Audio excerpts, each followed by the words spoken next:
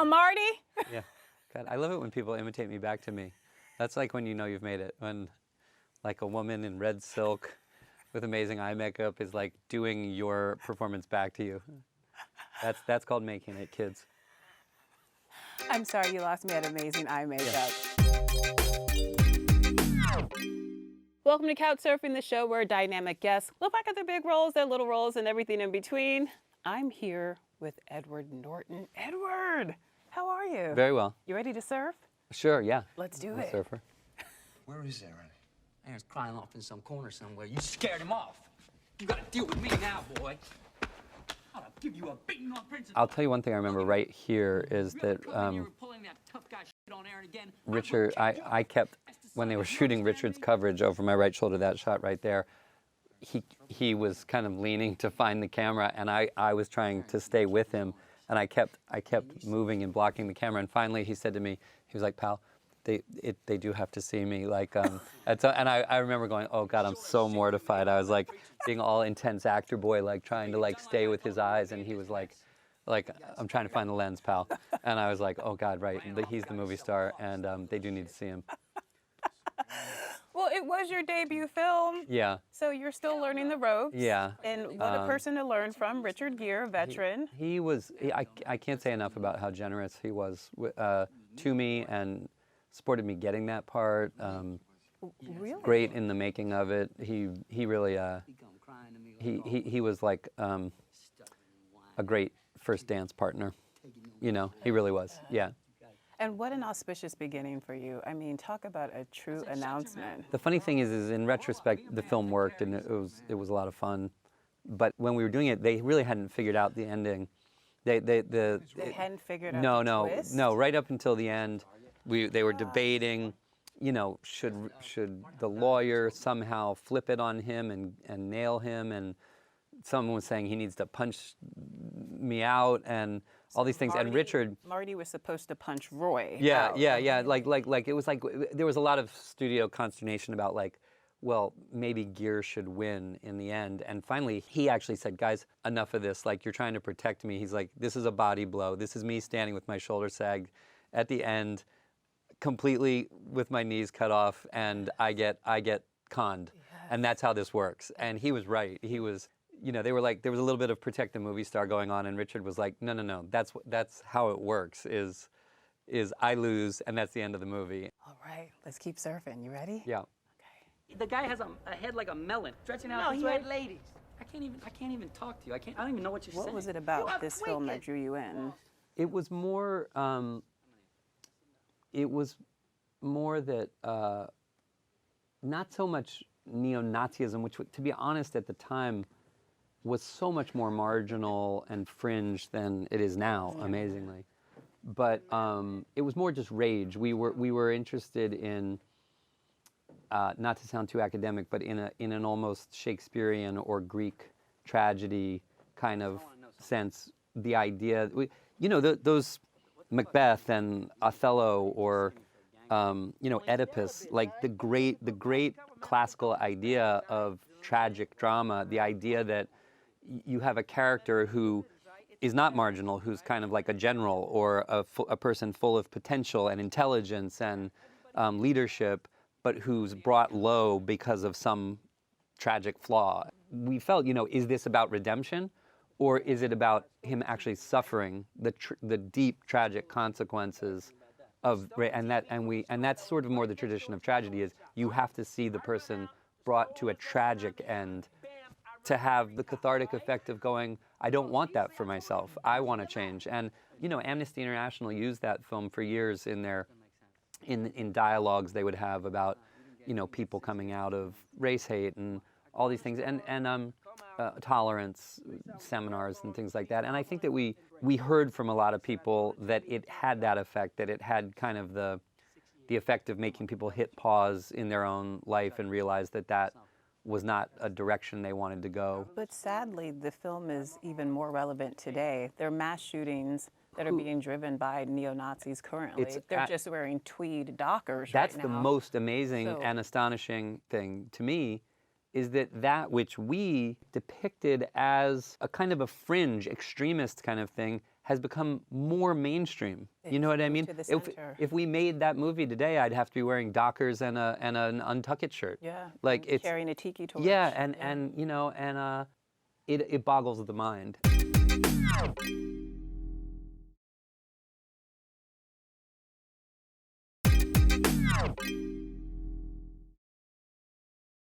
Edward Norton and I are still here couch surfing. Edward, shall we see what's next? I can only guess. Shatner. I'd fight William Shatner. We all started seeing things differently. Have you seen William Shatner Everywhere we since went. this film debuted? No. No? No, I always. Would you want to fight William Shatner? I feel that would be unfair. Because he would win? No, I'm kidding. He's enjoying his Priceline money. Leave the man alone.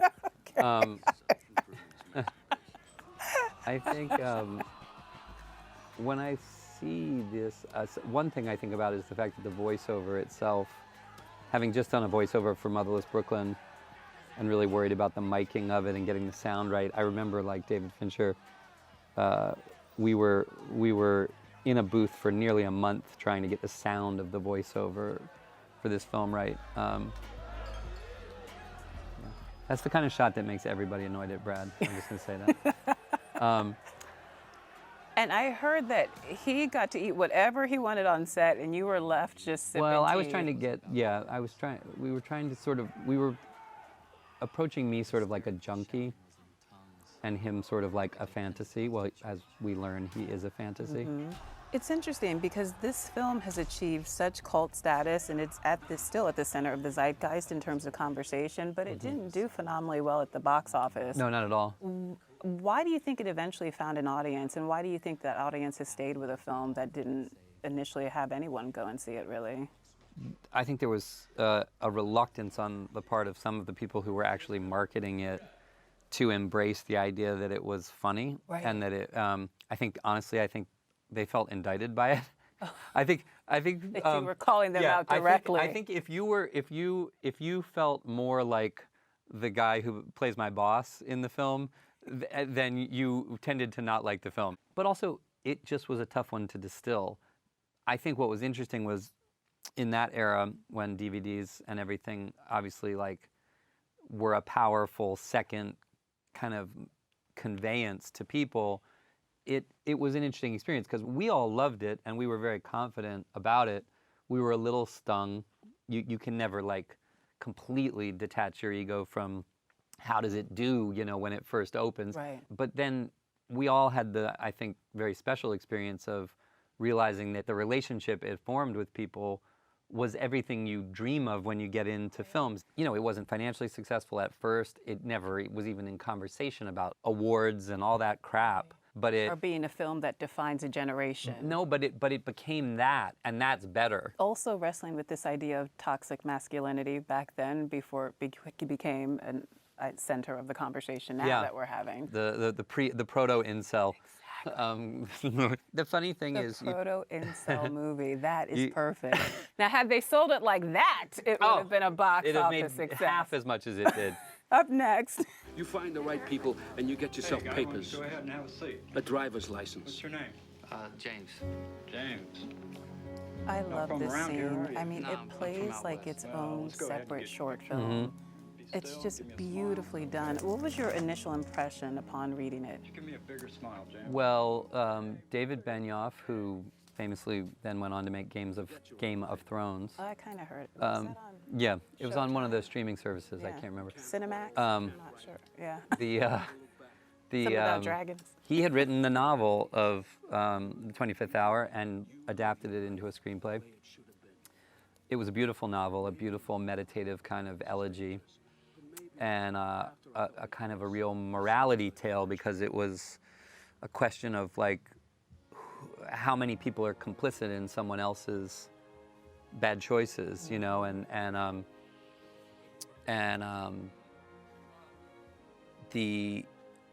it's funny because I think some people wouldn't automatically associate it with Spike, but as soon as Spike told me he wanted to do it, I immediately knew why. I knew because I think Spike Spike really is first and foremost like one of our great moralists. He's the great social ethicist filmmaker of our time. What did you enjoy most about working with him, and what did you learn about directing from him? A lot.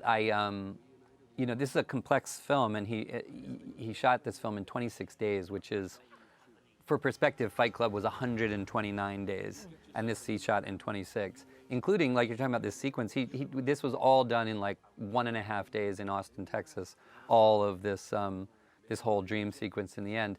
But Spike, for all of his like, you know, iconoclastic personality and the purple suits and everything, Spike is one of the most rigorous, prepared artists I've ever worked with, and as a result, his productions move like freight trains, and he gets more done for less money than almost anyone I've ever worked with. Up next. Who wants the first cookie? Okay. Let's see what So we a got bit of a tonight. departure from the previous film. Pretty much the same film. I mean, I try not to repeat myself, let's just say that. And what are you holding there? I think they sell those down in your lobby of the Meredith Media Center here. Yeah, you can get that. There's a couple of brothers from Queens run a coffee shop down there. No, you can see me laughing. Like, I'm actually laughing there. I'm assuming the kids had no idea what was in your hand, right? Yeah. There was a lot of funny people. in Catherine this movie. Keener knew what was in your hand. Yeah. I mean, I heard that the script was so funny that it brought tears to your eyes. it did. And of course, working with Danny DeVito. We were both in Montreal making different heist movies. That's right. And we had a drink one night, and he said, I got this funny script. And he sent it to me to look at, he said, to look at Rainbow Randolph. He wanted me to look at the Robin Williams part. But I read it, and then we got together for a drink, and I said, I think Smoochy. And he went, no, no, yes, yes. You know, he was like, Smoochy. Now, but, you know. That was so But good. he still calls me Sheldon Mopes. He doesn't does call Yeah, not. he does. When he writes me, he says, Mopes. Robin Williams' kinetic energy, working alongside that, what was that like for you? He was a whirling dervish of a man. Robin was a great technician. That's the funny thing is people think, oh, Robin just goes and throws a ton of spaghetti against the wall and something's going to stick.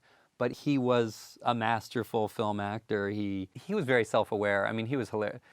I remember Catherine Keener's little boy was like 3 years old, and Robin was going on a bit or something, and suddenly her little boy went, no more, no more, no more, no more, no more, you know, and Robin fell on the ground. He was like, he knew when it was time to turn it off.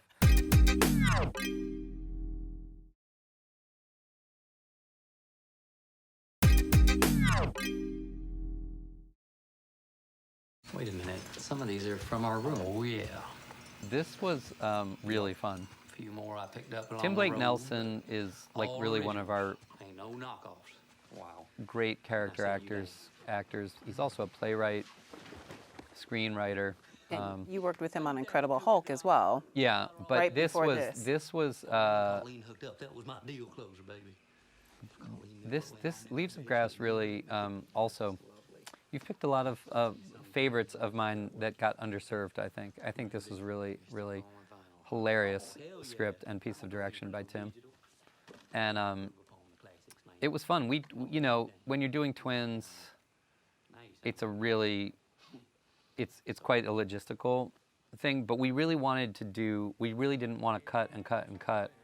We did as many shots as we could with the two of them in the frame together, trying to make them interact physically as much as possible, so that and it took some figuring out, but it was really a lot of fun. It was worth it. Yeah. We all had great affection for Brady, kind of the redneck half of the twins. When I took the Dwayne Allman wig off for the last time, I was actually a little sad. I missed him. I didn't really want to put Brady away. Did you keep it? Did you nick that from set? You know, I dyed my hair like silver once, and for a movie, and afterwards, a lot of people were like, "You should keep that. It's sexy." no one really wanted to see me in that wig again. Up next. Burning some ants. Spot check. Wes made this movie And it's on Wes an Anderson. absolute shoestring. To such a degree, we rented a house in Providence, Rhode Island. No, I'm sorry, in Newport. We rented a house and all lived in it together.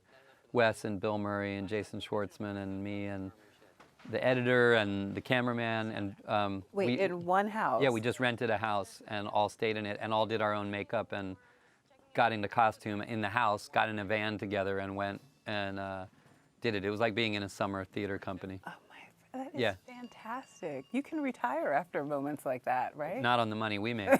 We were getting like SAG Weekly. I think But you were paid psychically and emotionally. And I think I made creatively. $4,200 on this movie. Yeah. $4,200? I think really people think like, oh, Hollywood. You know, it's like people ask me like, you know, why were you in that Prada ad in London? Or it's like because I want to do movies like Moonrise Kingdom and Wes doesn't pay.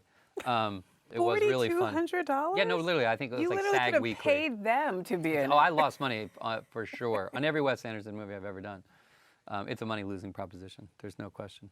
But it's worth it. No, but it's like being in the best theater company ever. In fact, in Rushmore, you know, when he puts on the Max Fisher Players, when you're in Wes's movies, you're in the Max Fisher. In the Max Fisher Players. But Wes is also one of the very few people that I ever just say the line, you know, and he says it. He's so funny. I've never really done anything in one of his films where basically I didn't just say, "Can you say the line?" He says it, and then I just repeat it. So it's you just just perfect. mimic him. I'm just a meat puppet A for Wes Anderson. Yeah, meat puppet. that's for what Wes David Anderson. Fincher used to call actors.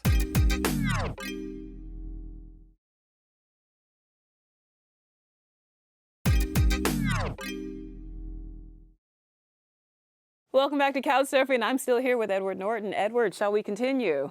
Blow my mind. I will. If I need to be drinking gin, who the f are you to touch my gin, man? Listen, you I haven't seen this since we did it, probably. What's going through your mind as you watch this clip now? Just that Inarritu's just got balls of like steel. I mean, that guy.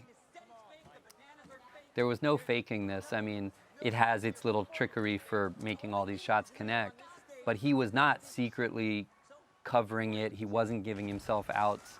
It was like this works all the way, and like wins Best Picture, or it's relegated to being an interesting experiment that failed. There was no middle ground. It was really cool. How soon into filming did you know that it was going to work and that it was going to be so spectacular? I didn't. I think Really? we had wonderful moments where it was like being in a square in Oaxaca when Mexico scores a World Cup goal. When you would get one of these 15-minute takes and he would scream off in the corner somewhere like, "Eso," you know, people would just go, the whole set, all the crew, all the cast jumping up and down, hugging each other, you know, that just doesn't happen on films. What's your personal theory about what happened in the end? Because everyone's got their ideas. I sort of like Bob Dylan's line, like, I don't know what it means, I just wrote it. What do you think it means? You know what I mean? I think like it's just way better for everyone to have their own view of it. Up next. You will adapt to what you do. Yeah, a lot of people like the city the way it is. Who are you rebuilding it for? This is Alec in what I would call Glengarry Glen Ross mode, you know. Coffee is for closers only. But Alec is a closer. He is like, for all of the amazing comedic and satiric gifts that he's got, he really has the other half of the Greek drama mask, you know, the comedy and the tragedy. He has a Shakespearean actor's command of language that is very, very rare. And Willem Dafoe, who's in the film, was It's fantastic. an idol to all of us. It's a dream cast. It's a dream cast, yeah. So Cherry Jones, when Bobby you Cannavale. called, did people automatically say yes? I had written this script, and the greatest compliment to me was that these actors all did this essentially for scale for me as well. You know, I wanted to make a big scale period epic, and I needed to do it efficiently. And essentially all of these actors came together around it and did it because they loved it, and they knew there was no money in it. It was really mostly my network of New York, like people I've worked with for the last 20, 25 years in New York on stage and in movies. And Did that make the creation of this easier because you had a familiarity and intimacy Yes, with all absolutely. the people that you worked with, so there 'Cause was if you're- sort of a shorthand For there? sure. And if you're directing something that you're acting in, you're going to distract from the concentration that actors forge together, because filmmaking is very distracting. It's got everything about it is distracting, and actors use each other to sustain this bubble of creative conviction, that make believe, really. And when you're the one who's breaking out of that, it means you need actors who are not needy, not precious, who are tradecraft professionals, and also who, frankly, are so good that when I would come back into it, they would help me get back into the game in a way. I was wondering about the writing of this script and how many revisions it underwent post-Trump. Yeah, it's funny. I finished writing it in 2012. So, President Obama was being inaugurated again, and some people, I think, were going, we've entered a post-racial utopia. Right. Donald Trump was like running a reality show. It wasn't. It was about things that are, in many ways, I think, more dangerous than him. It's about the ways that power can get assembled in places that we're not looking, and if we're not paying attention, damage gets done.